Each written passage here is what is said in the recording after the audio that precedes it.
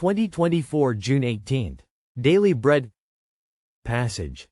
1 Peter chapter 1 verse 13 to 21. Key verse. Verse 16. Title: Be holy because I am holy.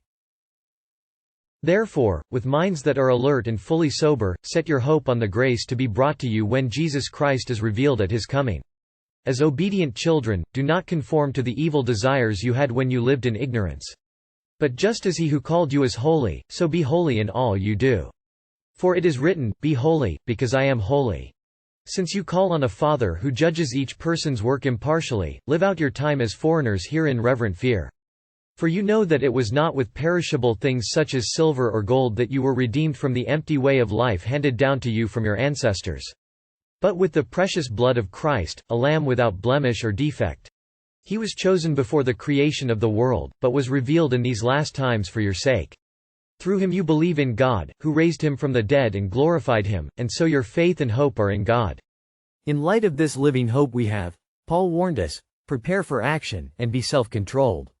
We are to set our hearts fully on the grace of our Lord Jesus Christ until he is revealed. So, until that time arrives, how should we live? We live in a culture where people do as they please and with no regard for God's words. But we ought to be different. As we wait for the Lord's return, we should no longer conform to the evil desires we had when we lived in ignorance. It is because we have been called by God. His word says, Be holy, because I am holy. To be holy means to be set apart. We have been set apart by God and bought not with the things of this world but with the precious blood of Christ, which has given us new life in God. Therefore, we should not grow comfortable while living in this world but as strangers on the earth with reverent fear before him. May we never take for granted what Christ has done for us, but live, set apart for God, with our faith and hope fully anchored in him alone. Prayer. Father, thank you for the blood of Christ that removed my sin and gave me new life. While we live in this world, may we not conform to it, but live set apart for you alone. One word.